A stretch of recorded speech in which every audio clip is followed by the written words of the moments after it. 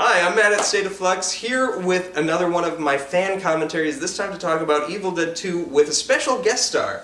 Hi, I'm Mike Allison. I do the podcast Burn It Down and Leave, and hopefully soon I'll be doing the YouTube version of that as well. Yeah, his Burn It Down and Leave podcasts are fantastic. I listened to that Howard the Duck one. It's pure joy. Anyway, we're here to talk about Evil Dead 2. So what we're going to do is play the film, which we're going to watch and lay our own thoughts down on top of. So feel free to set it up. I'll give you the signal when to start it. But we're not going to show the screen whatsoever because we don't want to get dinged by YouTube or any rights violations of any kind. So there will also be no sound. I will have subtitles for us.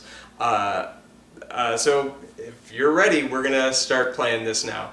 In 3, 2, press play, folks. Bam. Shit. Bam. It's officially starting. Alright. Evil Dead 2. Evil Dead 2. Oh, shit. So, just kidding, guys. We're starting it all over, everyone. I'm going to give you another 3, 2, 1. Go. Alright. Oh, no. We've been possessed by the Deadites. This is not going my way. Alright, everybody. We're going to start this in 3, 2, 1, play. Evil Dead. How did you come to Evil Dead? Okay, perfect. So I saw this movie, ironically, when I was like 15, in the middle of the woods, in a tent, on like an old like TV VHS combo set. Yeah. And it was storming outside, and it was god-awful, and that's how I watched Evil Dead 2 for the first time. Jeez. And it was the perfect setting, honestly. My introduction to Evil Dead was I used to rent videos from the video store, and after I saw Scream, I decided I wanted to see every movie mentioned in Scream. And there's a throwaway line that Randy says in the middle of Scream where he's quizzing the guests at the party, and he goes, "How many Evil Deads are there?" And somebody says 3, and I was like, alright, I apparently have to go to the store and watch 3 Evil Dead movies. So I went and I rented the first one. And it scared the absolute shit out of me up until the last 10 minutes, which are so laughable that like it pulls you back out. But that movie was terrifying. So I decided to get people together for Evil Dead 2. Oh no.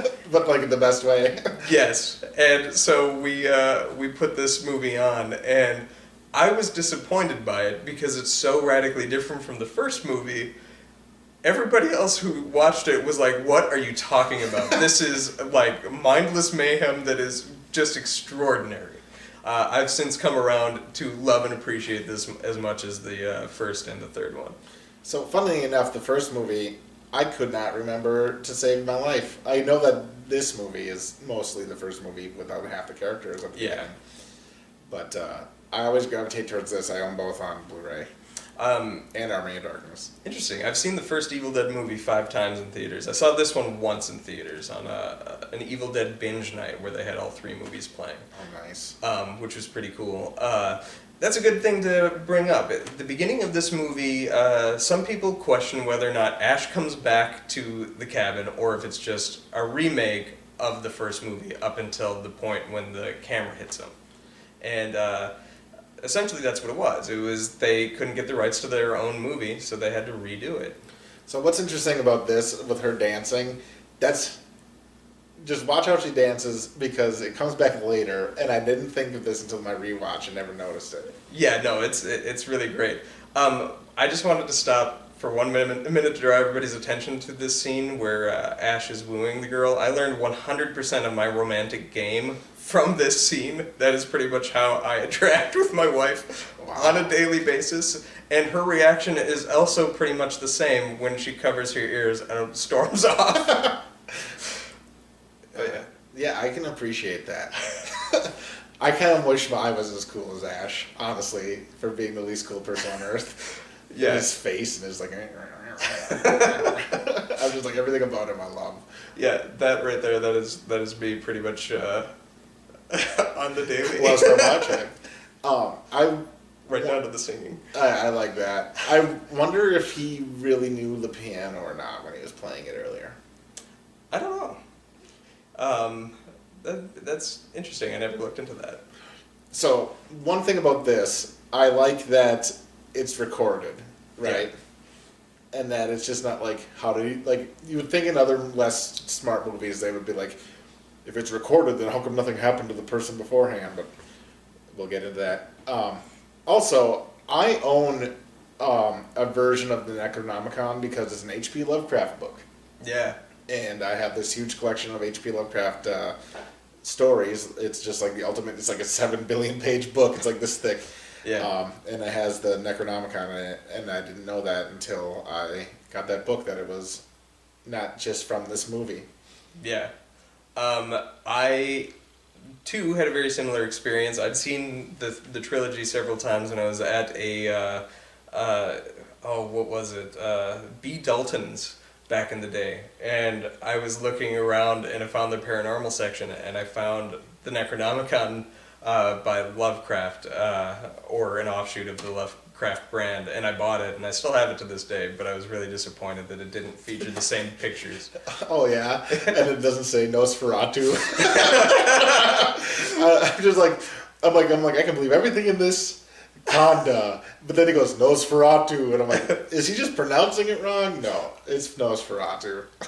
Yeah. The ancient people that wrote this book back in medieval times. Yeah. I love the tracking shots, and there's really this movie just buzzes at a swift speed, but at the beginning for sure. Yeah. Because they just got to get through that first movie. Pretty much, they reduced the first movie to about 8 minutes. I know, and upon rewatch, I was like, "Wow, that's crazy how much fast this goes." Yeah. Yeah, I like that the camera's going through the woods like that, and then like the framing of this is great. This is what would spawn like Resident Evil and stuff like that, where you station the camera in really unusual ways. I think all that comes from Raimi and his unusual visual style. And just Ash, I love him so much. Bruce Campbell in general, but Yeah. everything he does in this movie is just pure gold to me. He's the most brave, dumb dork of all time. He's just, I'm like, his face is just extraordinary. They couldn't have got a better person, I don't think. Unless you're about to tell me that you could. No, you're right. He has the good looks to be a leading man, but then his performance and the things they have him saying, he's just such a dweeb. I know, because he's perfect. He works at Safe Mart or whatever, and he thinks he's cool. I love that he just clocks her noggin off with that shovel immediately. Yeah, that is the best way to decapitate somebody, with the blunt end of a shovel. And then he's just like, all right, no time for games. I'm going to bury her and get this crossing. And what an epic shot. Love it. What's nice about this movie, which the first movie doesn't have, or that has, is a big dumb square around the moon. I love the big dumb square. It makes it so good. The sound design of it's kind of wind, but it's got a howling noise whenever they do this, I think is pretty good. Do you want to know how they did that? That's one of my I have some trivia in my nice little book here. And that this is all one camera shot, which is super cool. That is pimp.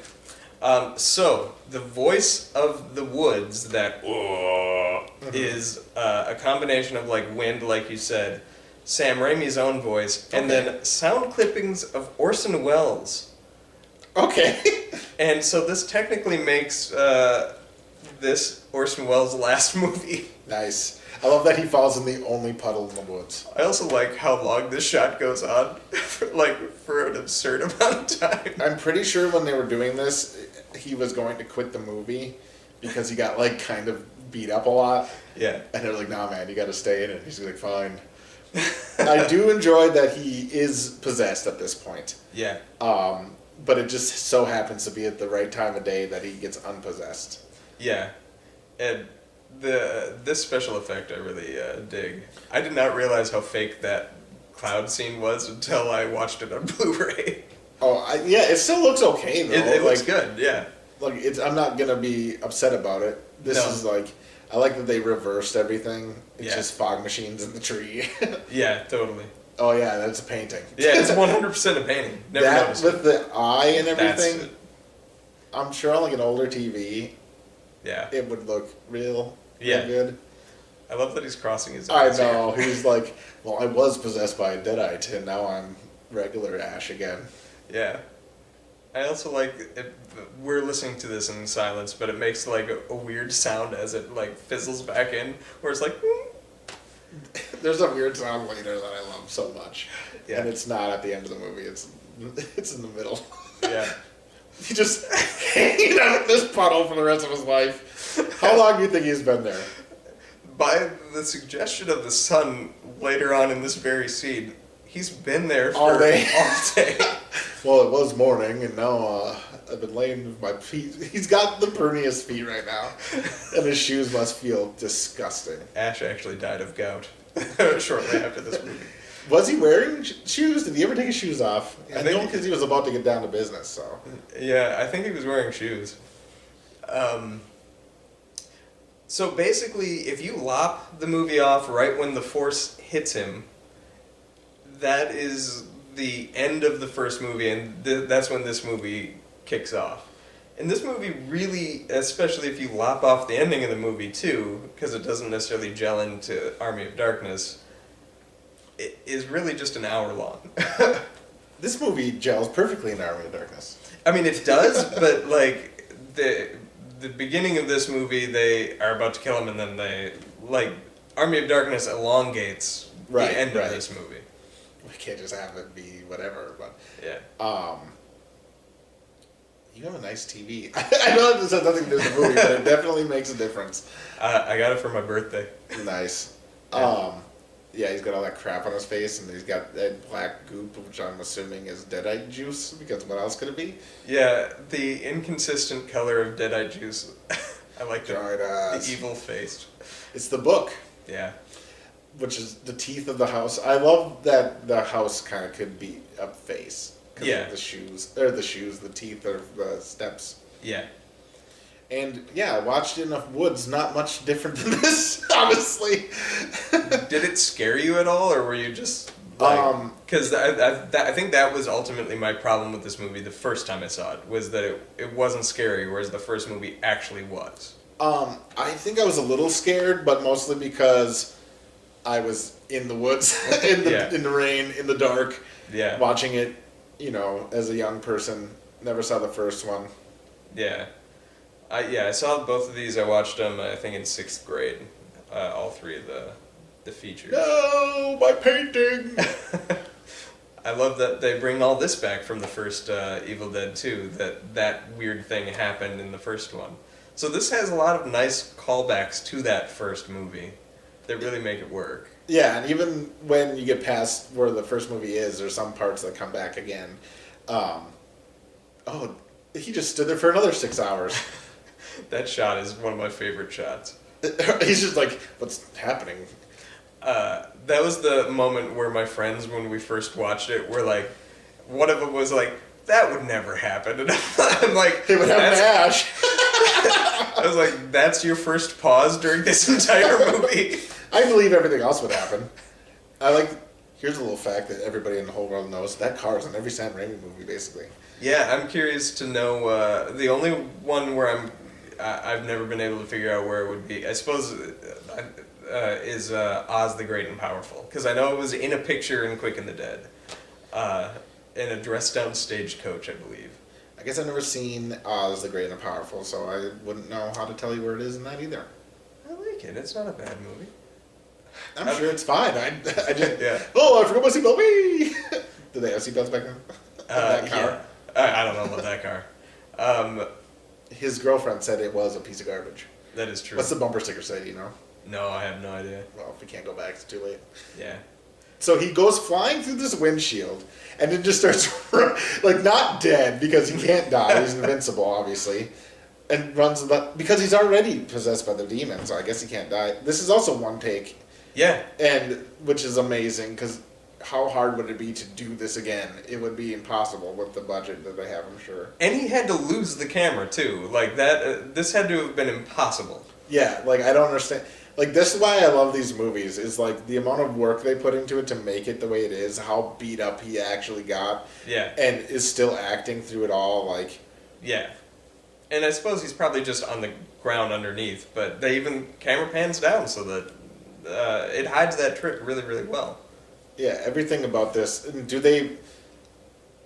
How do they get it out of the woods like that? It's on like a pulley system. It couldn't be though. It's called the Raimi cam. I actually know this. The Coen brothers use what's called the Raimi cam. It was invented for the first Evil Dead, and it was a 2x4 board where somebody would hold one side and somebody would hold the other, and then they'd sprint through. Okay. And that was how they did it. And they made a smaller version of it for this movie. Is it one guy just running in the wood through there? Yeah. Yeah, he gets in that cellar. The ghost can't hear. That's the thing. So that's how he knows. Yeah. All right, my favorite noise is coming up soon. I'm excited for it. Never mind. I forgot about this part. This is the part where most people get up and get their popcorn or whatever. Yeah, I don't care about whatever this girl's name was again. Annie? She's dressed like Ellie Sattler from Jurassic Park. Oh, I thought she was dressed like April O'Neil. Either way, 90s icons. And that guy just makes me think of like, never mind, it doesn't matter. Because I can't remember the movie that the guy reminds me of. He has truly unfortunate hair. It's good for the movie. It makes sense. He was probably hip back then. Look at my cool hair. So, what would you say the budget of this movie was? For this, I'm going to say, I want to say like $15,000. I don't think it was very much. I don't know. I used to know. This one had a shockingly high budget. It was $3.6 million. Really? So Yeah. which one had no money? That was the first one. That was $500,000. Okay. Yeah. So that makes it even crazier that that Paranormal Activity movie was made on like $1. I know, right? I love this, where all the animals are just like laughing at him. Just yeah. This movie's got easily the most creative of the 3 Evil Dead movies, and the stuff where he's alone is easily the best. It genuinely is. He's acting to nothing. Yeah. And I believe it. Yeah, he's not so this good. goofy in the first one, is he? He's kind of the first one he's more of just a coward. Oh, really? Yeah. I like that he tricks. He's a real hero in this. Yeah, he becomes a hero. The He's more a hero from the heroic he beginning. gets, the more Powerful he is. the more powerful he is, the more idiotic he becomes. He's not really an idiot in the first movie. That's true. He's like dumb funny, but he's also like somehow always gonna win by his pure. Yeah, he's not like the charismatic hero that you get in Army of Darkness, where he's just such an egoist. In this, it's like he builds up over the weekend. Genuinely, the more injured he gets, the more powerful he gets. The more terror in his shirt is, the more stronger he is. Yeah. Is the piano music playing right now? I can't tell. No, I think they put up like music brackets, but Okay. maybe. Oh yeah, no, it is. It's playing. Yeah, see, the most scary thing about this whole movie is that piano is in tune. You should have known right then and there that something evil was going to happen. It's true. I love that he hangs on to Linda's necklace. Well, it's magic, obviously. It's like the cross in Fast and Furious movie. You can't die when you have that. It's true. Man. Linda, my poor sweet Linda. She had such a beautiful head. Yeah. Oh God. So yeah, this movie. It's a 3. Linda. Oh, this is Okay, so glorious. So the dancing comes back here, and it's not awful. It's not unsettling. It's pretty good for what it is. She is so much more decomposed than she was when she was alive. And it was like well, it could have been 6 years he's been sitting in the puddle, so who He's been knows? sleeping. But it's like, oh yeah, it's basically the same dance. You gotta get the head back. Whee! Yeah. So when she jumps away, Yeah. she goes, wee! And it's my favorite thing ever. Yeah. And I love it. My favorite part of this is when she starts spinning around, but the head stays stationary. Yeah. Yeah, the absurdity of this. But it's also like you watch scenes like this, and it's not hard to believe that this guy would go on to make like the superhero movies. Yeah. He knows how to make big. and absurd, but make it believable in a weird way. So, I watched this on I intentionally watched it on like a less good movie or TV. Yeah. And watching on this TV, it really makes that look obviously like crappy. Yeah. But watching it on like an older TV, that didn't look as bad as it does now, No. which is super awesome. Like even this looks better. But man, he was just there the whole time. Oh. Yeah. So the whole thing is just playing with him. This part is one of my favorite jump scares, but I just like his little tantrum. It's a believable tantrum, though. I believe it, especially because he's like, well, the bridge is gone. I can't leave in any other possible way. And then he settles down to regain his composure, and then the head falls again. Oh, genius. I like how they make this work, too. Yeah. Because you can't, well, maybe you can, but when I was watching it, you can't really tell when it's not the real head. Obviously, you can tell it's not the real. Yeah. But, for all what's moving and everything, they do a good job at, making it not being shot when it's mostly just the puppet and you can see the face. Well, yeah, and even still, when it is just the head, that's one of the better mannequin heads I've seen. Usually with a decapitated head, it looks very obviously Like fake. right now, you can't really tell that, that's not her, yeah. right? And then whenever they have her be emotive or whatever, right there you can tell. Yeah. It's like he's holding onto the mask from Halloween. Yeah. The wig on it. Oh God, it does. It looks like that. But whenever they have her be alive and she's attached to him, they only show the bottom of her. It's on the lower half of the screen, which is good framing for allowing it to be the real head. But yeah. Or right now, they can have the vice make it so that she can have her neck in there. Yeah. What an uncomfortable day for her. I mean, at least she wasn't thrown into a tree and had to lay in a puddle. And yeah, that's true. The best part is the chalk outline of the chainsaw. And I like this, but he goes. I think the worst part of this movie, honestly, is when he goes work shed, and it's in his brain. Yeah. But it really is jarring. But they didn't trust that we can understand why he would run out to the shed. Oh yeah, they weirdly I land differently. I love that he's work shed, but then immediately goes outside and is ah! Well, because he thinks it in his head. I think if he said it out loud, it would be different. But it's the fact that he thought it in his head that gotcha. It's jarring because it's clearly added later.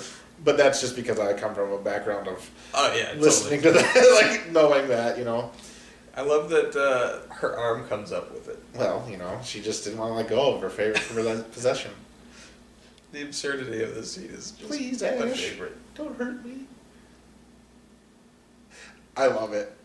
I just genuinely, he's just I'm sorry, but I had to kill you twice, even more than ever. It's when she goes back that he's when he revs himself up, and he's yeah, all right, okay. Look at his comically large silhouette chin and whatever they obviously did that extra. I don't understand. Yeah, the blood splashing on the light looks nice. Oh, we missed it too. When he first goes into the woodshed, you see Freddy Krueger's glove hanging over. Oh, really? I don't remember. It's in two spots. It's in another spot later at the end of the movie too. Remind me. It's the original Freddy Krueger glove as well, from the first movie. First two movies. I like that he's bringing the chainsaw with him because he's not a moron. He's a moron, but he's not a moron. He's I'm bringing it with. I don't know what's happening here. Yeah. So, the shotgun thing is the only thing they don't reintroduce into this movie, right? It just kind of comes out of nowhere, or is this the scene where he finds it and just throws the machine gun or the not machine gun? What do you call it? Chainsaw. Away? Good question. We'll find out. Yeah, I did watch this the other day, but I can't remember that far back. He does a good job of reestablishing the same tools that he had from the first Evil Dead movie. In the first one, there's that scene with the chainsaw where he threatens to cut her up, but he can't bring himself to do it, so he just buries her. So you know that there in the work shed is a chainsaw. and then the shotgun from him going in the basement from the first movie. And I do like that the chainsaw isn't there in this movie. Yeah. Because it's like it's a fake out, you know? Yeah. Because obviously people watched the original before this back in the day when it came out, you know? So like they would be aware of the similarities. Yeah. Oh, Granny's always rocking in her chair. This bit of performance here is my favorite. His like freaked out face. I don't know if I should do it, but I'm gotta be strong. And then he goes in. It's after he touches it, the thing stops, which is a pretty creepy notion. He doesn't even touch it, yeah. No. He plays it so comically large. Like, oh, throws the gun on the floor. He should have been a mime. He genuinely could be. He's like every horror villain or horror like protagonist combined into one, but somehow doesn't die. This is also pretty solid. Like, yeah, you can see like, you know, it's a double or whatever, but yeah, it's a good one. I love that the one on the the left has like an eyebrow wig. Yeah, and I also think it's designed to be kind of not perfectly together. Because, like, even on an older TV, you would see that was, like, a different eyebrow. A different eyebrow. It looks like fake teeth and he has a bigger jaw and a bigger nose when he's Evil Ash. And that carries on into the next movie until he gets his face blasted off. Ooh. He's like, hi, I almost got you. Look at him. He's like, oh, yep. That's the best part. Oh, no. That's so good. Hand. This is what. Why does he got green crap all over him all of a sudden? Right? I always wondered that. Way more noticeable on the higher quality, too. I didn't notice that before, but now I'm like, he's all green. It's the moss from the puddle. Oh, man, this is great. This is the moment that I fell in love with the movie. Like, even though I wasn't as big of a fan of it as the first one, the first time I saw it, this was the scene that stole me, where it was you bastards. This is my favorite part of the whole movie. Yeah. Dirty bastards. Give me back my hand. It's so good. And he slams it down and they have the biggest boom. It's so good. Like, I genuinely love that. I say that weirdly all the time. And nobody knows what I'm talking about, and there's no reason for me to say it. There's a couple quotes from this one. The third one I think is the most quotable of the three. I quote that movie all the time, but this one has two... When you're saying the three, are you saying Army of Darkness, or are you saying... Army of Darkness. Reboot, okay. Yeah. The original trilogy. I kind of feel bad for these two.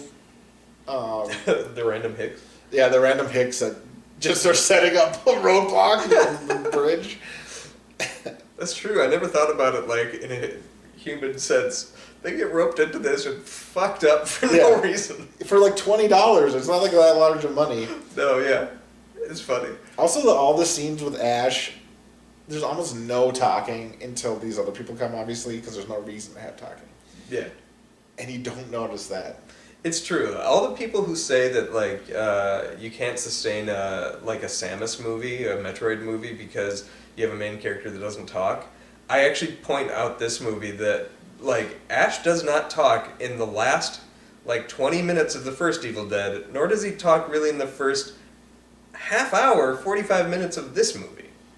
You could easily do it. Yeah. You just have to be gifted at telling a story. Or, you know, have you ever watched Drive yet? It's on the list. I have not watched Drive. It is on the main guy does not talk at all. He barely says anything. Or Willy's Wonderland, they don't talk at all in. Oh, yeah. Nick Cage does not say a word in that movie. Yeah. Like, it can be done. You just have to be gifted. And it's not like, I know this is Evil Dead 2, but Samus doesn't need to talk because other things talk at her, which is fine. Exactly. $45 he was going to ask her. 45. $100. $100. And this is kind of smart of her too. You take my bags, you got a deal. Yeah. That actor passed away. I think it was last year. Maybe it was 2 years ago. That man? Yeah. Oh, that's unfortunate. He shows up in like Spider-Man 2 and a handful of other Raimi movies. The actress there was supposed to be Holly Hunter. Raimi wrote the role for Holly Hunter, Elastigirl, if you watch The Incredibles. But she turned it down. Maybe if I wash it off, it'll stop being evil. Well, I get it. Holy water, maybe. And I just like, and the fact that he's doing this to himself. Yeah. It feels like two separate entities. Yeah, totally. This is genuine, like, not even, like, thinking about it genuinely. Yeah. This is peak. He broke his tooth. This Yeah. is peak acting. This is genuinely hurting himself. He flips himself over. Wow. He acted this in reverse. Oh, really? Yeah. And he did the same gag in the third movie where he had to act in reverse for a prolonged period of time. Saltines. Do you think that's product placement, or they just had a box of crackers? Probably, they were probably hoping for product placement. So I Didn't really get it. like this as well. I like that he like he's like, oh, my hand sees the thing. Yeah. And then scoots himself up, and This it's is my clearly him favorite. like scooching with his feet, but like. And then the sound here is just perfect. The The hand kind of has a voice too. Right? Yeah. It's like a little mouse monster, yeah.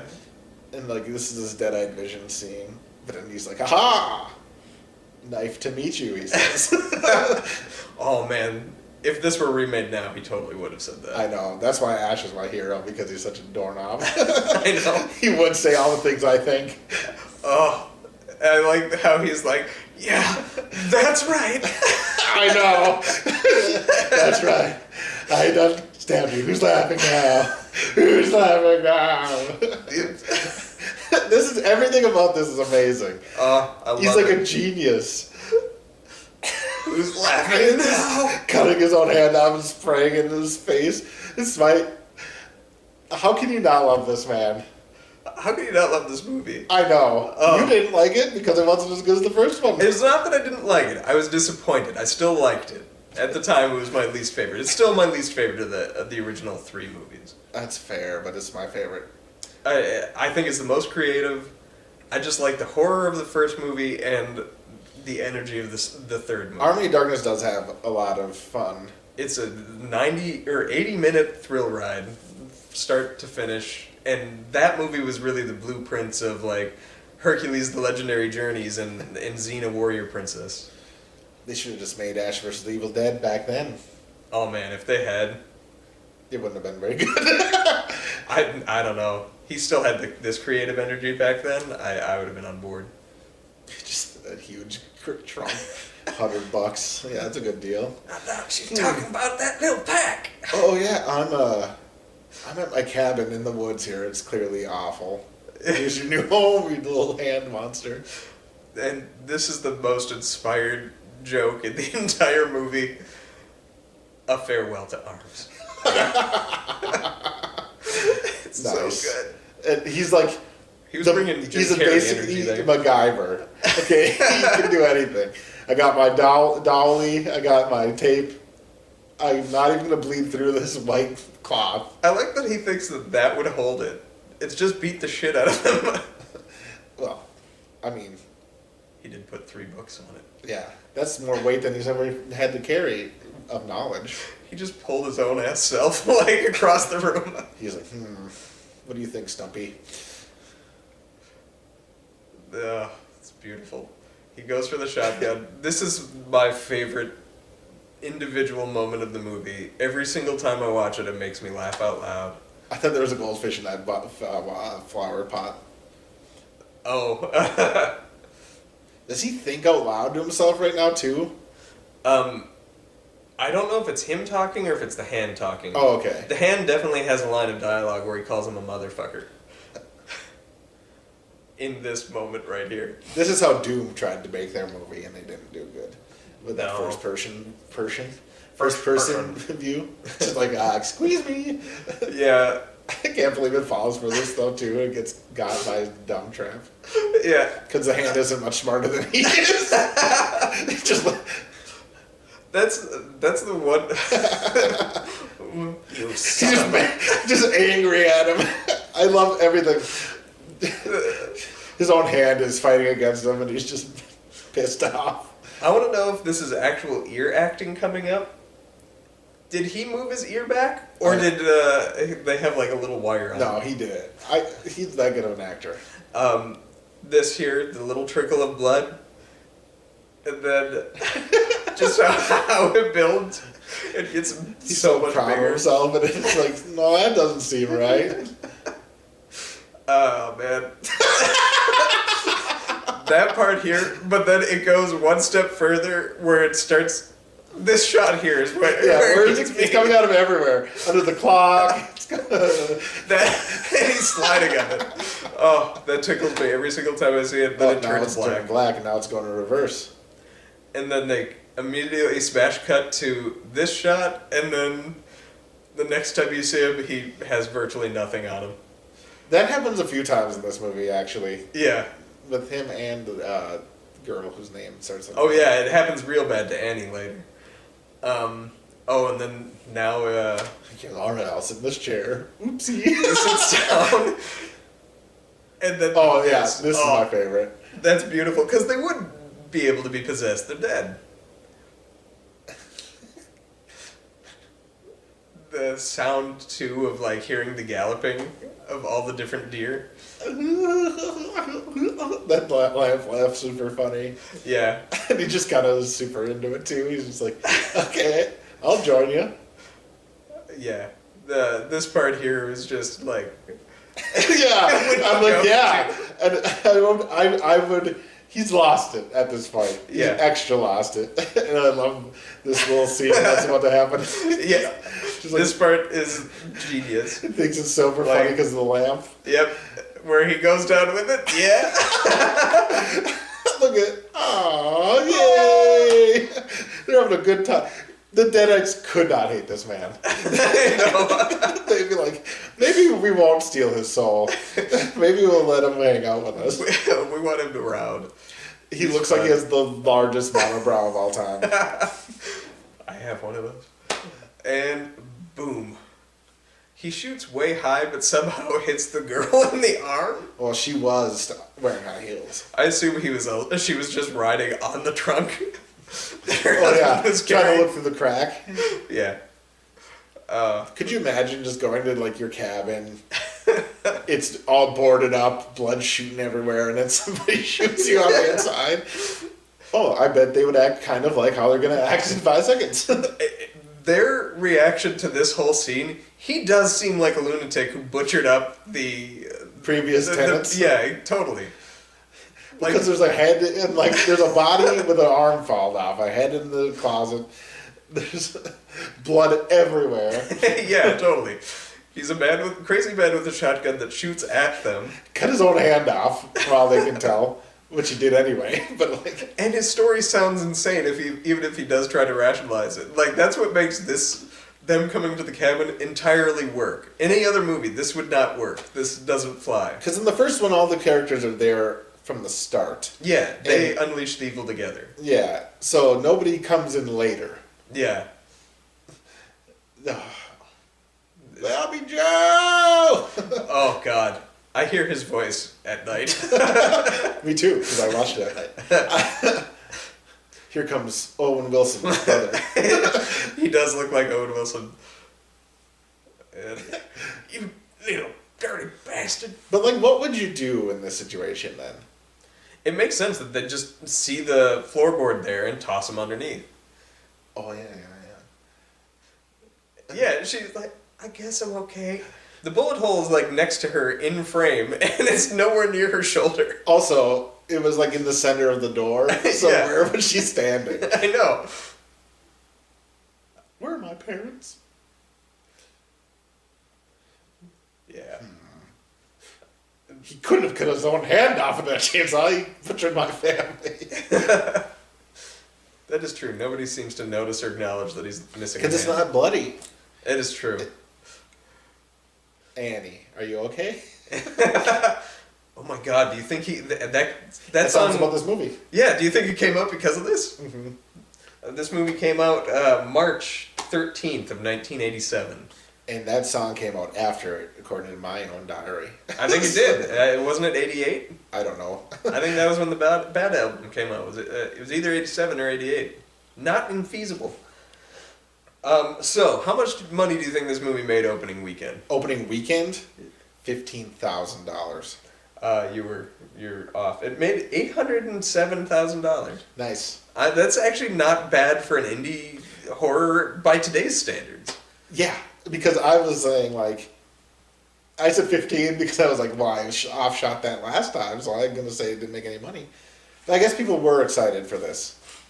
The people that liked the first one. So the first one was a sort of hit, but this movie was the one that most people saw first. Really? Yeah. Which is weird that you'd just show up to a movie called Evil Dead 2. Yeah, I'd do it. I mean, yeah. This movie's total cumulative theatrical gross at the time was around $6 million. So it didn't quite double its budget, but it was profitable enough. However, this is the movie that put Raimi on the map. This Rightfully movie, so. like Siskel and Ebert did not review the first movie particularly well. They thought it was creative, but just kind of a stagnant movie that you've kind of seen before, made well. And they're like, you can see I think they even say it in their review, that you can see that this filmmaker probably has a career ahead of him if he can get out of the horror genre. So he makes this. He followed it up with a comedy called Crime Wave, written by the Coen brothers, and that did not do well. He wrote this movie next. Both of them gave this a positive review. It's interesting that they listened to this recording and it was perfectly set. Yeah. To let everyone know that he wasn't evil, but he can hear it. Yeah. So he knows there's something down there. Yeah.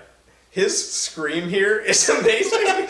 That's Sam Raimi, right? No, it's Ted Raimi. Oh, okay, the brother. Yeah. So he's the one that plays Henrietta. Do you notice at times there's like goo dripping out of him, like white brothy goop? No. I'll point it out. Now. I pointed it out a couple of times. That's his own sweat because they didn't, disgusting. Yeah, they didn't build that for it to breathe. Oh, I'm sure that is probably the most awful thing to wear ever. Then. Yeah, and once he put it on, you can't take it off. So particularly during the final battle at the end of the movie, there's multiple shots where you just see like copious amounts of white ooze just dripping from the thing. It worked out in their favor then. Totally. And Sam Raimi had no problem doing that because it was his own brother. So like, he felt okay torturing this poor man. And apparently he was fine with torturing Bruce Campbell, so it worked out. Bruce Campbell has several books that he's written, but his first autobiography, If Chins Could Kill, he talked about Sam Raimi torture. And apparently in high school, Raimi sat behind him in certain classes and would dig a pencil just into the small of his back underneath the desk. And wait to see how long he would respond. I like that he's trying to get out and the guy's trying to unlock him, but he doesn't like. He just continues to keep doing it. Oh yeah, this part. I like that. Ah! Yeah. Oh, that's good. Oh. Whose foot got bit? I couldn't tell who it was. I think it was the guy that turns evil. Evil Ed is his name. Him. No, I think it was the other guy. He's Jake. Oh, so Owen the Wilson. blonde. Yeah, Owen Wilson. Okay. Pretty sure. I like how she just kind of lives down there. Yeah. Not really. Doesn't really interact much. Just enough so when you forget about her that. Yeah. She can come back later with this passion. I like the callback to the first movie here too. In the first movie, he throws his sister down there, Cheryl, and then one of the characters sits on top of the cellar as it's beating up like that. They do the same thing in this one, but now there's two of them on top, and it's sort of like a nice nod that this is a sequel. Rehashing the same ideas, but doing it in a different way. So, if we really want to get crazy, we can be like, the first one is after he goes back in time and then they redo the whole thing, so it's a different timeline.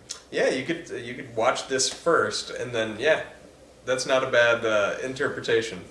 I don't dislike that. I've never heard that before. Because, like, he goes back, and it's a different timeline because he changes it.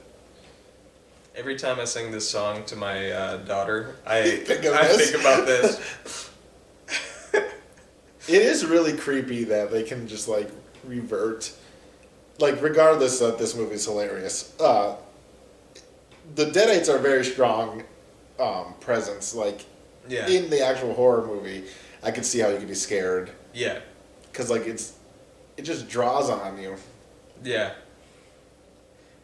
I like that she's gonna go unlock the That's chains. not your mother. He's like, mm-mm. No, trust me, my chin would never lie. You're not my mommy. You were born September 2nd. I remember it well because it's snowy. Is that the clue off that she turns around and is like, that thing in there is not my mother? I don't know why she just immediately knows. Yeah. Whoa! I like that he has a set of shark teeth now. I like that he looks like the villain from The Mask. Oh my god, he does! I've never noticed that. It's funny that they were saying it'd be strange that it snows in September. Where we live, Yeah, it's true. it would not be weird at all. And they grew up in Michigan too, so it's like, I don't think it's that different over Dead there. by Dawn. Did he make a movie called that too? That's what the subtitle of this is, Dead by Dawn. Or no, Evil Dead 2, yeah, Dead by Dawn. What's that movie by... Oh, he loves eating hair. Yeah. What's that movie by the dude that made the original 3 Lord of the Rings movies? Oh, Peter Jackson. Dead Alive? Yeah. Is Or that Brain good? Dead? Yeah, Dead you've Alive. never seen it? I've seen it. That's the one where he has the lawnmower. That he Yeah. chops on himself. Okay. Yeah. I seen that once. I thought that was fun too. That is fun. That's a good movie that is good to pair specifically with this movie. I think that's why I just thought of that. Yeah. Because I'm like, I feel like those would be fun together. I think it's streaming on Tubi now, so you can watch it for free. To be. Yes. Or To free. be or not to be? That Oh. is the question. Ash is just the ultimate slayer. Yeah. He's really good at killing the Deadites. I love that this guy's blood is green. Nobody else has green blood. Because but he's the mask. That's true. To date this episode, so on the PlayStation Network, the new Evil Dead game was free. Oh, really? So it's like a Dead by Daylight where you basically have to run away from the Deadites, I'm assuming, and you play as Ash and them. Yeah. I haven't played it yet because I came here, but I'm gonna see what it's like when I get home. I really wanted it to be like good because I've never been more excited for something in my life. I have it in my Amazon queue because they have a Switch version coming out, and that's the only system I have. But I plan on playing it. However, historically, the Evil Dead games are not particularly great. I had the PS1 one, and that was fun. I liked his voice work. He made it work, but it just didn't. It controls promote like well. hot garbage. Yeah. But it's kind of fun still. Yeah. The woods just ate her up. This part here is also like genius, where everything makes a sound. That is genuinely an unsettling shot. It's the frame rate of it. Yeah. Noticed that when I rewatched it the other day. Oh, it's me, Ash. My favorite line in the entire movie, and the one that I quote from time to time, is the one that Ash says next. I like that it's flat. Yeah. Like, this is just... the fact that the sound... the evil is making sounds everywhere. And I like that they're just looking around like it too, which is interesting. It's great. It's kind of Scooby-Doo-y in my opinion. Oh, it totally is. But in the best possible way. That's also an incredibly small cabin. Yeah. It must have sucked to film there. And I believe that they are all indeed that sweaty and they're not like sprayed with mist. Well, I think Ash is just sprayed with everything at this point. What the hell was that? This is the quote. Maybe something trying to force its way into our world. Like, why would anybody have said that line? Because, man, he knows. Because he's from the alternate timeline. This is just the Flashpoint paradox. Whenever somebody says, like, what was that noise or something, that's usually my response. That's amazing. And I too shall adopt that. What was that noise? This shot is actually fantastic. I love that. I need more Sam Raimi horror movies that are with like today's time. Yeah, I don't know why he hasn't made more. I really liked what he did with Doctor Strange. I agree, because it felt like Evil Dead. Yeah, it totally did. Especially when he did like the whole Cape of Souls thing. He has such a distinct look to his demons and monsters. And the thing about that movie, I know that we're doing this movie, but you can clearly tell where they were like, you do this part that you want to have the way you want it, and then you have to have this in here, and you can clearly tell the disconnect between what was his complete original thought and what he was forced to do. Yeah. Yet he plays well with studios, even when he makes compromises and makes like Spider-Man 3. I think that might be the most egregious version of him playing well. Yeah, I know. But go back to Spider-Man 3. It's honestly not that bad, especially compared to what would come next for Spider-Man. True. So the problem with that is everybody loves Venom that loves Venom, and they messed that up horribly. Yeah. And he did that on purpose. Pretty much. It just hurts me that we couldn't get Bruce Campbell as Magneto, as Mysterio, which everybody thought that was going to be. Cause that would have been really interesting. That would have been great. Or like a Marvel Zombies, where he comes in with the Necronomicon.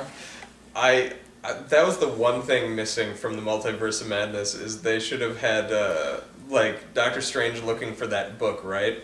He should have gone to, like, a random cabin and found Ash there.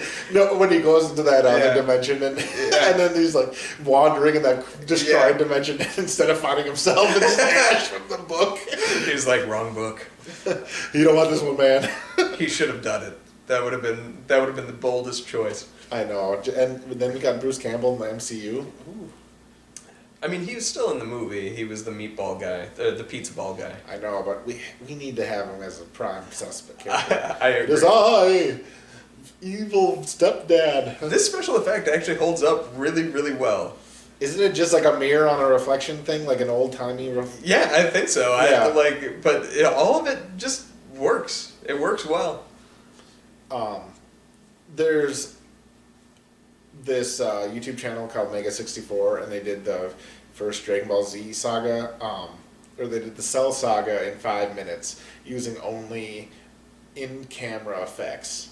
Yeah. And it's genuinely amazing.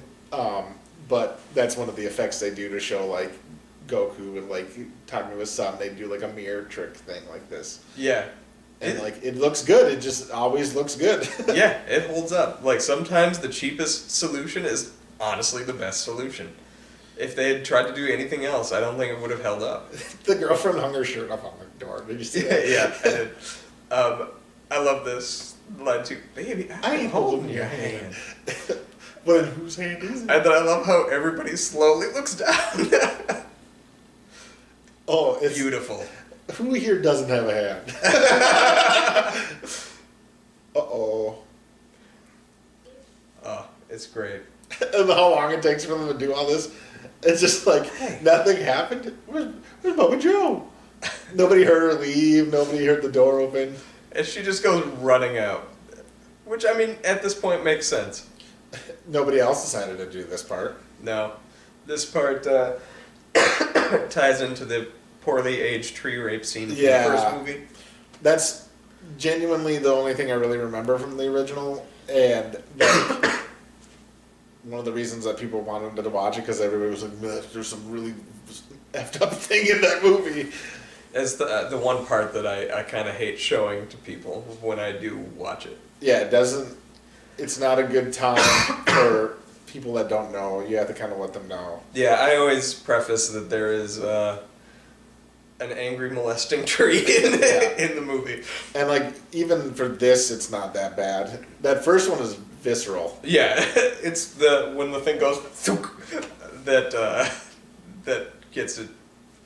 The Silent Hill movie does a very similar thing, but with barbed wire. Yes, and I remember when I saw the movie calling it out, being like, "You nicked that from The Evil Dead." Except for they ripped her in half in that movie. She almost got poked in the eye real good with that stick. And I can't imagine how... Like, that's kind of stressful. That bothers me a lot, actually. That's too close for comfort. Yeah. Why is she all soggy now? I don't know. I feel bad for this poor actress. Yeah, that's actually that's at almost Ash levels of being tortured. Yeah. We never saw her act again. That's like getting drugged by a horse. Yeah. Absolutely. What a great shot. The tree turning into paper. Just like, except for it's not human skin. Oh yeah, that's right. How can you even read this?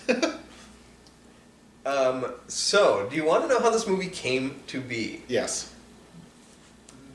Stephen King was a huge fan of the first movie and really credited with like getting that movie noticed at all, because the critics were not necessarily in love with it. But it found a small audience in like the drive-in sector because of Stephen King, like very vociferously talking up the first one. He sat down, he met Sam Raimi, and Raimi said that he'd had trouble finding financing for an Evil Dead 2. So he sat down with legendary film producer Dino De Laurentiis, and over dinner convinced De Laurentiis to finance this movie. Really? And the only problem is De Laurentiis was not allowed to release a movie that was anything higher than an R rating. This movie got an NC-17, so they chose to release it unrated at the time. So they had to make and manufacture a fake studio, which is called Rosebud, that released the film. Is it called Rosebud because they're taking homage to that movie that everybody says is the best movie? Citizen Kane. Orson Welles' Citizen Kane, another connective tissue to Orson Welles. I don't know. But I thought that was fascinating. Stephen King is the reason this I can see that, genuinely. Yeah. Stephen King's a solid... that guy's got a lot going on. Like, how can you write that many books and, like, have that much... Like, he is a creative powerhouse. Yeah, like, it's like a weekend you can pop something insane out. And it's not like it's, like, 150-page books. They're, like, 500-page minimum books. Well, and the It book is, like, the one that got him, like, hung up on the most. Yeah. And, like, that's just the longest book ever. Yeah. But they're all genuinely at least okay. Yeah. None of them are awful. Even if he's written bad books, which, like, he's done here and there, Rage isn't particularly good, Cell isn't good, there's a creative idea behind it. So, like, I'm a fan of him creatively in all facets. I love that he just throws those down the stairs, yet when Ash goes down to look for the pages, he has to walk through the labyrinthian, like, maze underground to find all the pages. Well, I was thinking that Henrietta moved them. Moved them all? She had to have. I guess. You gotta have it because deadites aren't just there to kill you. They're also there to scare you for no reason. Yeah. I love it. To me, that scene was always her yelling at him like as if he tripped and was like, "You fool!" Like she's yelling at Ash. Yeah, that's how it reads to me. Because he wants her to go get Bobby Joe. Yeah. Oh, this is the best part when he starts screaming. I know, Bobby Joe. it's genuinely annoying. It's annoying, but in the best way because you have it intercut with the "oh." I forgot that Owen Wilson's not in this anymore. He's just gone forever. He's the most forgettable character. It's interesting that those trees are very real and all the same height. Yep. Look at that. Dang. That's how my trees move. For how many miniatures and like weird things are in this, you can't really notice that, like, unless you're actively paying attention. The movie is so absurd and surreal that when you do have elements like this that look unnatural, it just belongs in this movie. Right. I think is how it plays. Like earlier when he was driving across the bridge, that's not a real bridge. That's a car. That's a toy car. Like you know what I mean? But it just works somehow. Yeah. It's a didgeridoo. I never noticed that, but you're not wrong. It does sound very didgeridoo-like. You'll get us all killed. Shut up! Boom, boom, boom, boom. If I'm gonna be a hillbilly, I'm gonna go up there. Baba Joe. She was out there for so long too. Like they could have got away. Yeah. So do they see anything or? That's the one thing I don't like about the Evil Dead remake, is they gave a physical force to the evil. I like the idea of it just being a force and not actually a physical thing. Because right now, it couldn't be a physical force because of the spell that she has to chant later. Yeah. But maybe because the remake is the alternate dimension after Ash comes back from the thing, they have the physical body. And Ash's car is in the remake. And at the end he goes, groovy. So, he does. So you know he's in. I'm gonna rewatch the movies now from Evil Dead 2, 3, 1 remake. We can do this. I dig it. I like how he Because can't it get through changes this the past door. and then it makes the future different. That's not a bad way. I might make a separate video doing the different timelines of Evil Dead. Well, especially because in Army of Darkness, there's multiple endings, so he either gets stuck in the future, or he gets back to normal. So if you take the future one as the canon ending, he wouldn't be. It'd be like the Captain America situation. Yeah. He wouldn't be back in the time when he was supposed to be. Yeah. So his normal self could relive these events with the alternate timeline. Yeah.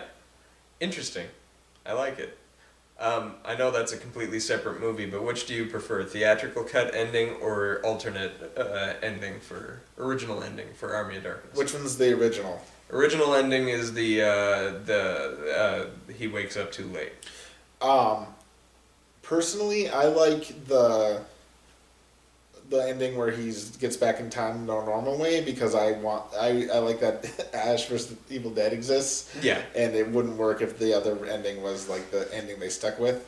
That's also my preferred ending, is the theatrical ending, only because it has the joke of the evil woman comes up and that he holds her at gunpoint and goes, "Ma'am, I'm afraid I'm gonna have to ask you to leave the store." Best joke in the entire franchise. Hi, Cat. I would be interested if he was in the future and they did an Army of Darkness 2 where he gets all the way to the future and it's just a horrible deadite hellscape. Yeah. That'd be interesting, but they obviously didn't do that, so. They could do the whole multi-timeline thing with this at this point. It's because just it's the multiverse of madness. It is. He'd have to get Cumberbatch. He can't see, I'm assuming, out of this. No, none of the actors could see with the white. Yeah. And you can kind of tell that sometimes. Also, Deadite Ash is so stupid, too, because, look at what he does at every step of the way to get in this cabin. Yeah. He tries to go through the window. Then he goes through a wall. He starts yanking on the door. Every step of the way, he's doing something that does not, anybody else would just walk in. Yeah, totally. Going on the idea that Ash is an idiot, that's the one bit of credence where people are why would Ash go back to the cabin, assuming Evil Dead 1 and its beginning, middle, and end are screen accurate, and this one is beginning, middle, and end is screen accurate. I would buy that Ash would go back, because they paint him like such an idiot, particularly in the third one, that he'd just find himself another Linda and go back to the same cabin. The only reason I don't think that works... I don't think it's true. Is because he acts so... What's happening here in this? Clearly it couldn't be. It's from the brain damage of the first movie. But what happens in Ash vs. the Evil Dead, or why the Deadites are back, is exactly what you just said. Yeah, totally. Because he's a moron. Right? He's I got some poetry for you here. Yeah. Just reads out of the Necronomicon. I've only seen the first episode. I have it. I have it on Blu-ray. I've only seen the first episode of the show. It was brilliant and beautiful. It is genuinely a must-watch. Yeah. I get, you can't always watch that show when you have, small children. Yeah. But and that's it's good the whole way through. I don't think I finished the third season, but I watched the first two, and I was yeah, this is genuinely good. Yeah. This guy got I like that royally we missed effed. it. We missed it too when he's screaming shut up! And she just starts screaming at him. Check the windows, he says. She's screaming at him for something that she did to him. Yeah. Now, this part, yeah, I like because they go in that room. Clearly, all this other stuff has happened. They forgot that she was down there. Yeah, totally. And this looks so painful. Everything about that, like scraping against Yeah. the wood, like, and this is the scene where like there's no way that she's not covered in more blood. That is the proportionate amount of blood a human body has.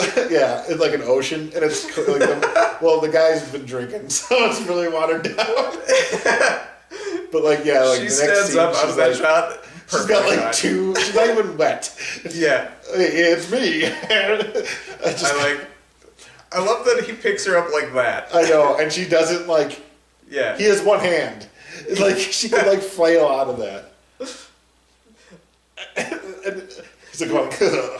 Yeah, his random little beats here. Now, so when he looks at the necklace, I like how it's laying on the ground. I can see how it could land like that, but it's a skull. Yeah, it's so cool. And that happens in the first movie too. So that's a nice little callback as well.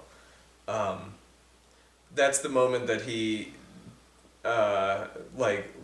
learns to beat the evil in the first movie, is when he finds her necklace like that. And so this too is now he's physically beating the evil inside him.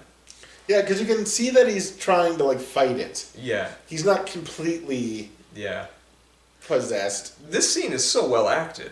Yeah, especially when he's got all that crap on his face that makes it hard to like emote, I'm sure. Yeah. But this is the second time that he's fought back, kind of. Yeah. It's great. He's the only one that's been possessed twice and still lives. Yeah. I think he's the only one that's ever been possessed more than once. Yeah, that's true.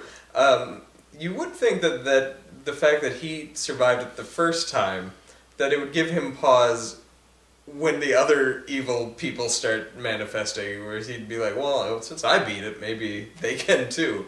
Maybe I shouldn't dismember them. I think he didn't think that. No, I think the only reason he thought that I'm okay now. Yeah. I'm all right now. I think it's because the sun came and he was okay. But these other people, he was only reverted because of the sun. Yeah, okay. That makes sense. His soul is still in the tree at the end. Yeah.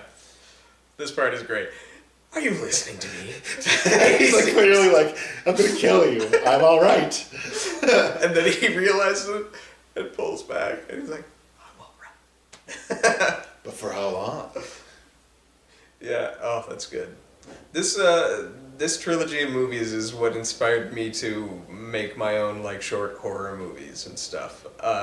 And no trilogy of films, or no individual film, honestly, was as inspirational as Evil Dead 1, 2, and 3 to the shorts that I made and the style of shorts that I made. They are also zany horror that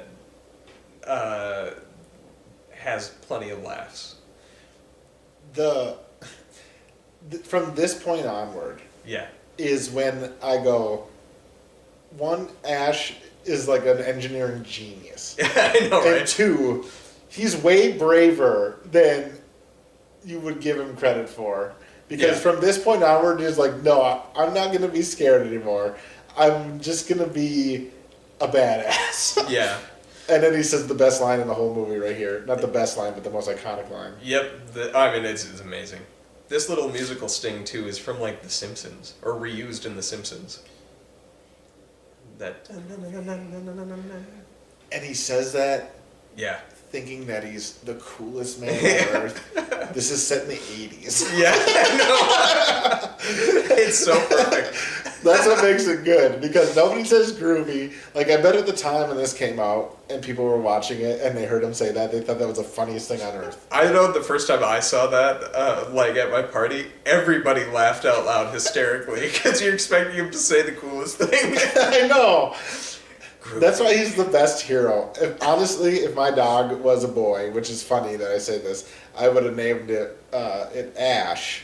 Yeah. Which is funny because his name's Ashley. But I'm like, I can't name my dog Ashley. In the first one, they call him Ashley repeatedly. Mm-hmm. More so than Ash. I don't think they even call him Ashley in this.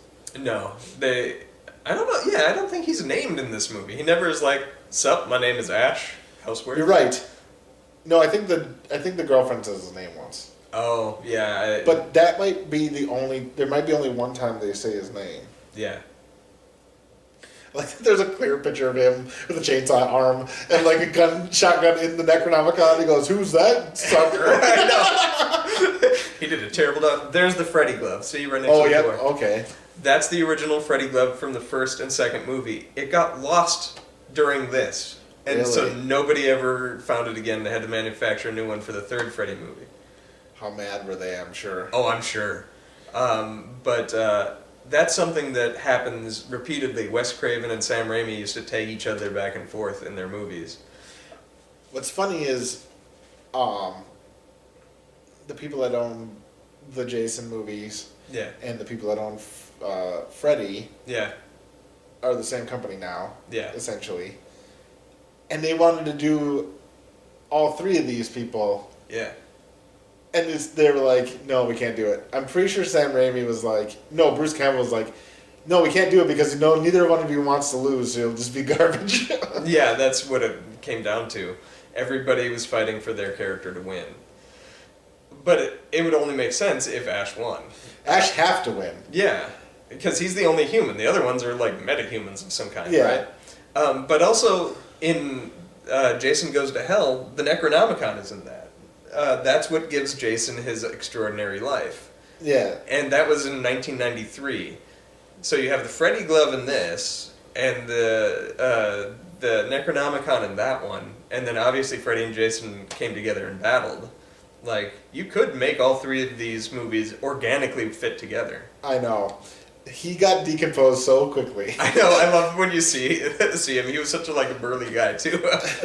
And it's funny that you instantly know it's him because he's just wearing overalls. Yeah, it's so true. Look at all those pages that are together. So in about 5 seconds, he throws them off and they're in a bundle. They're pages of a piece of paper. They were also sitting in a puddle, and now they're perfectly dry. Well, they're human skin. Oh yeah, there you go. Can't be. They're magic. So, are those just gourds? Yeah, that's what it looks like. In the remake, they put cats down there, right? Yeah, it was cats. Pages, quick! Whip. Yeah, that's true. I hope they're all in the right order. Could you imagine? She starts reciting them and they're in the wrong order. Oh, that would have been great. Do you think the Necronomicon has page numbers? I hope so. Hey, it's me. Ah! But yeah, for the... Oof. I think, I would love an Ash versus Freddy versus Jason. They made the comic, and the comic is really good. It's genuinely well written, and it was the treatment that they had pitched to Raimi and Campbell and all of them. So that's what I actually would have been the movie, and it's genuinely good. I would like to also think, what if they all teamed up because the Deadites came and even Freddy and Jason couldn't stop them. They had to team up because they had their souls or whatever. Yeah. So Freddy had to fight them in the dream world. Here you're gonna see white goop dripping out of the suit and especially out of the ear hole. Oh, that's grody. I enjoy that it's clearly him strapped to a wire and stuff. But you can't tell that. Yeah. And that's what's awesome. They hide the wire really well. It just whistles at her. It's pouring out of his ear. That's disgusting. Oh my god. Isn't that horrifying? Yeah, that's genuinely horrible. Oh, I feel ill that you told me that's sweat. Once you see it, you can't unsee it.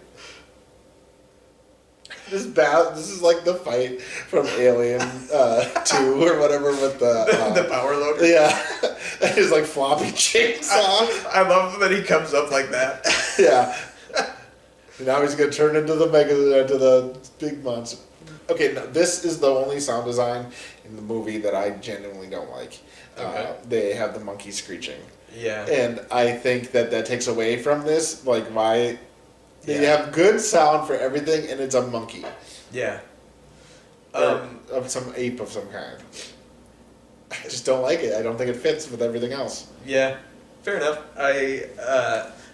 I didn't like when it turned big like this. I thought it was better when it had the tangible face. Yeah.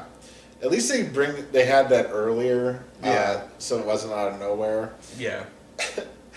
But it would be an awesome brawler with Henrietta versus Ash.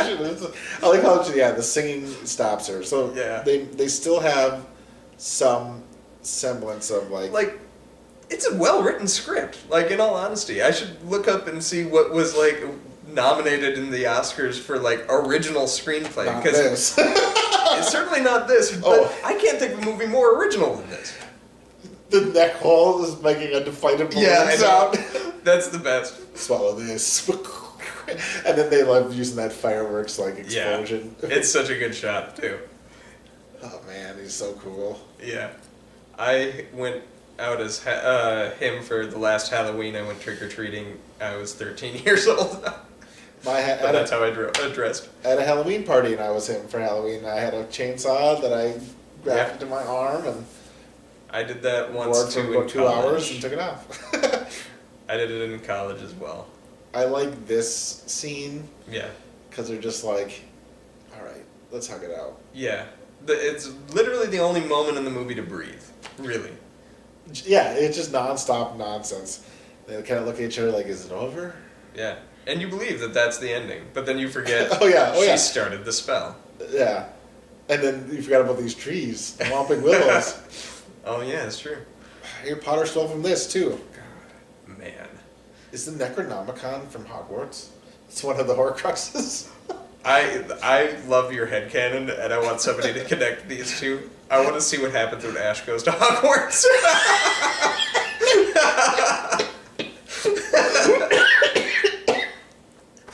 But it kills me. This year, Defense Against the Dark Arts is being taught by... Just, his wand is the chainsaw. It's like Hagrid with the umbrella. My favorite spell, groovy. This is my boomstick. Oh, that'd be great. He's not even a wizard. He goes there with the Necronomicon.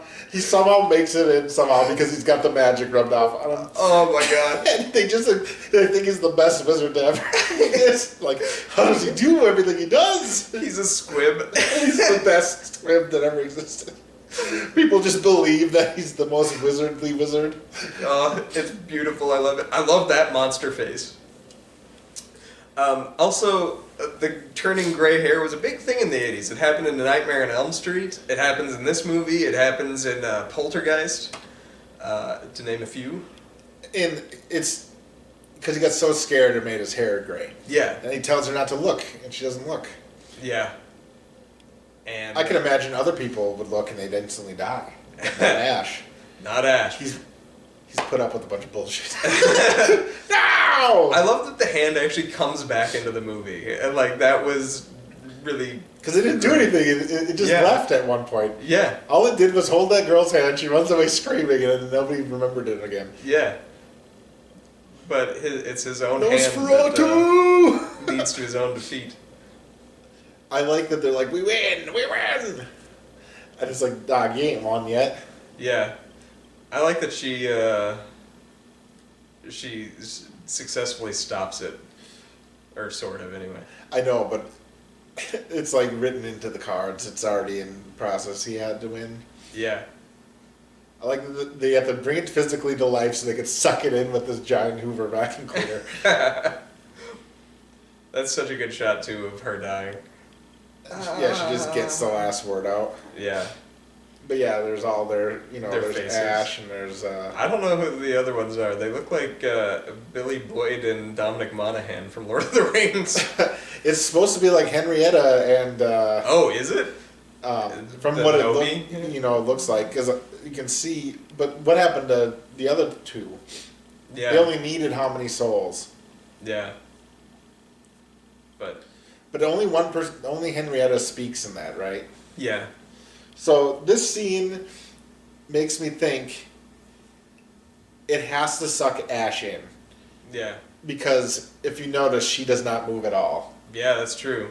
Her body should have, like, flailed at it. Yeah, everything's, like, because, like, This- it's only sucking things in his I love path. that. That little, like... It's very Wizard of Oz. Yeah, it's great. And he would go on to direct Oz the Great and Powerful. Well, there It you all go. connects. But everything is sucking him in on the path that he's at.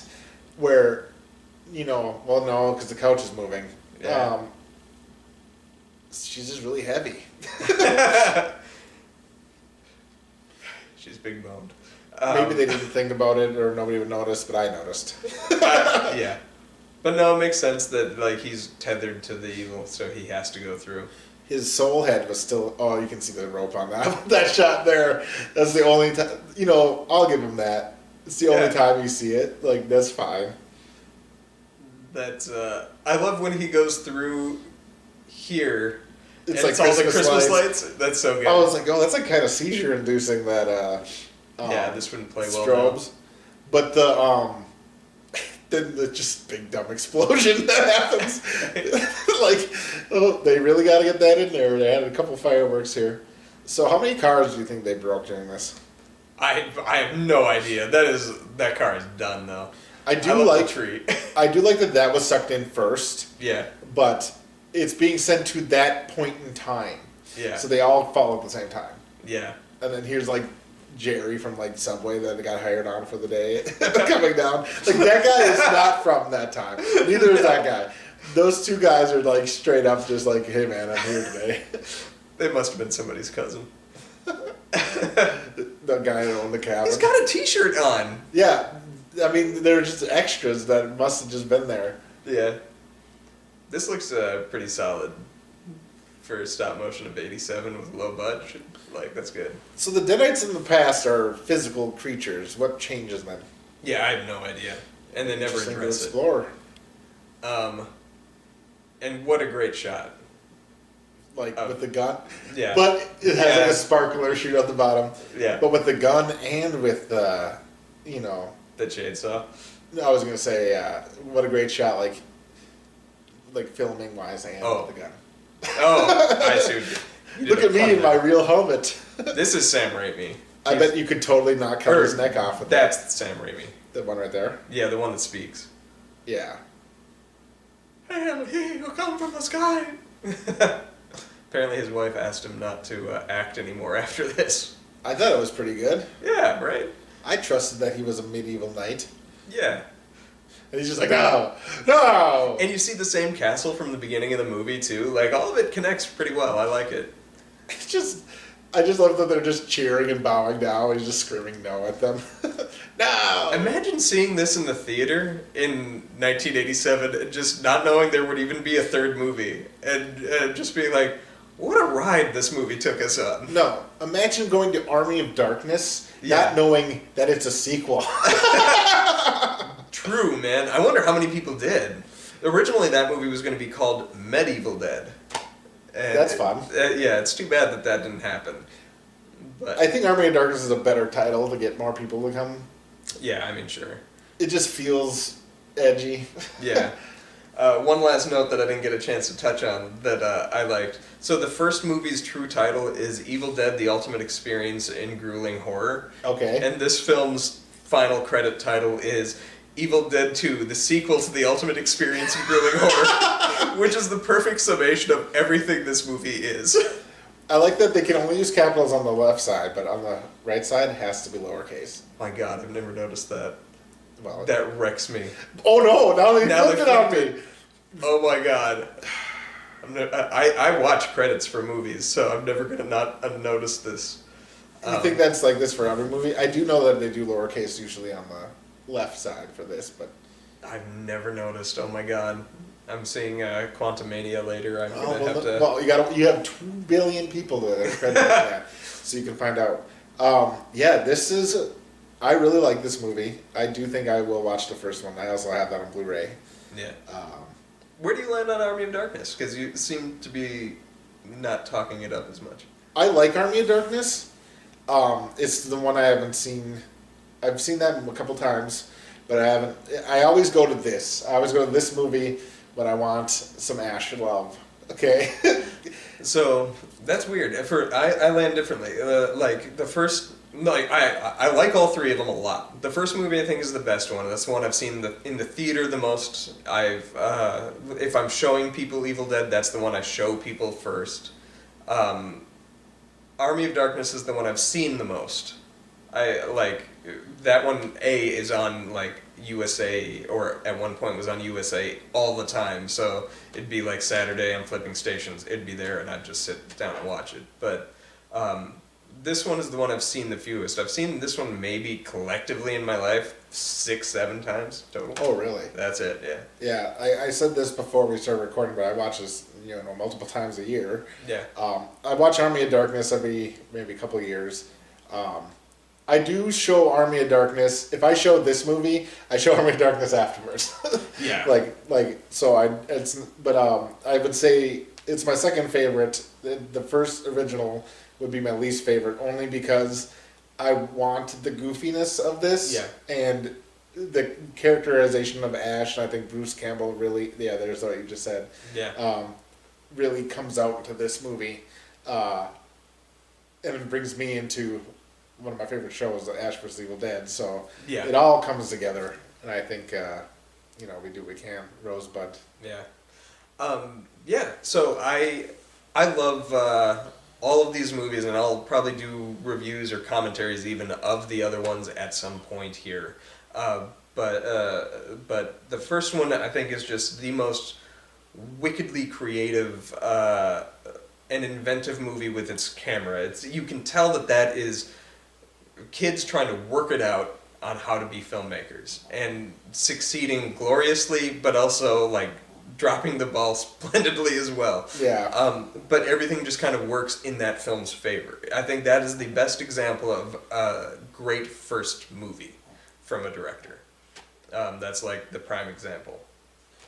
I always think this about these movies: if they could do what they had now, with like the time, like the technology they have now, Yeah. have the actors from back then, Yeah. like same age, and do this movie again, Yeah. how awesome that would look. Yeah, like that first movie, the only thing that makes it not scary by today's standards is its age. Yeah.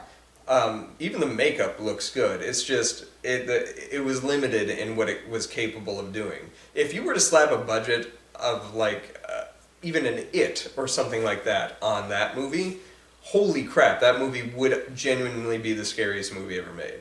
And this movie too would be the most epic horror adventure, supernatural thriller, if you will, ever made. The remake of the Evil Dead, the one in 2013. 13, yeah, 10 years ago. Holy shit. Yeah, that's kind of close to the original story. Yeah. That doesn't work as good for me. No, it's not. It like the trailer was scary. I think watch just the trailer for that movie. It was genuinely terrifying. But the movie itself wasn't scary, and maybe it's because we're familiar with the formula. But for whatever reason, it just didn't land scary. Yeah, I like that movie. I do too.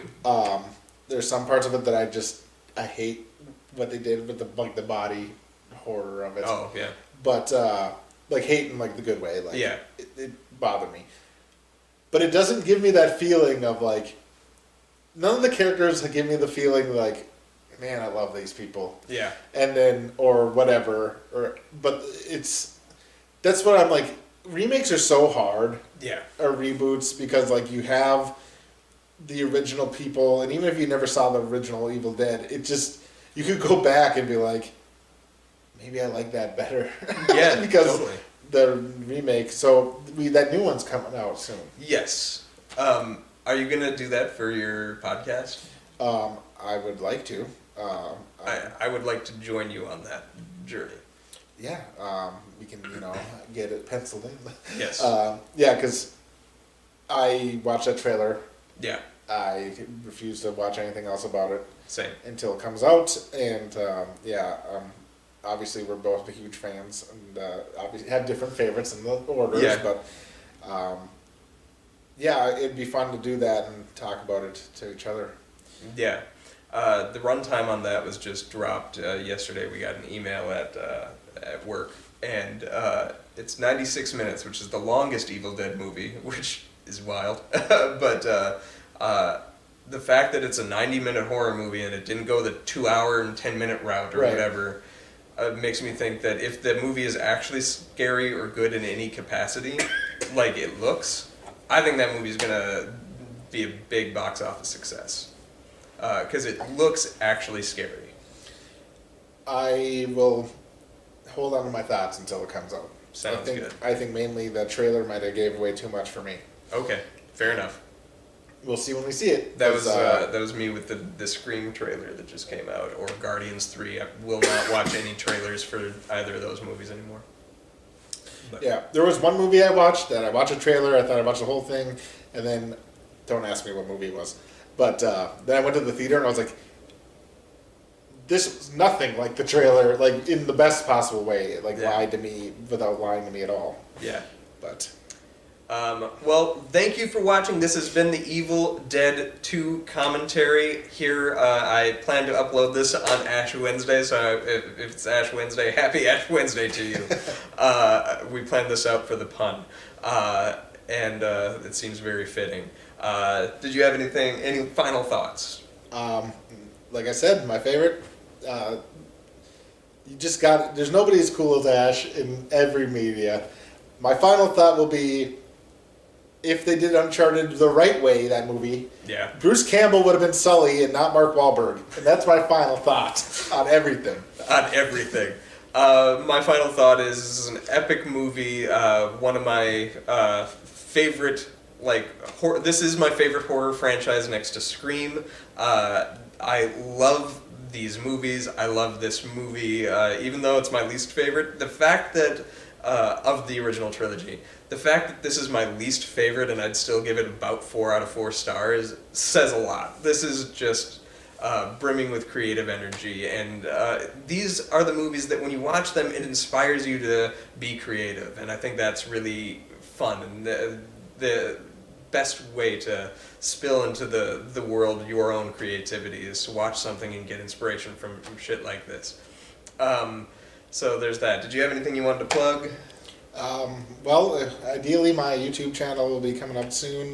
That'll be Burn It Down and Leave.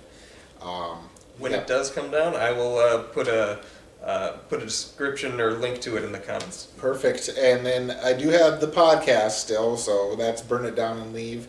And you can get that anywhere podcasts are listenable. So check that out. Matt's on a couple episodes as well. I can throw a link to some of those in the description here as well. And that's all I got. All right. Thanks for watching. Like, subscribe, do all that good stuff. And also let us know what other commentaries you're interested in me exploring. Thanks for watching. Peace.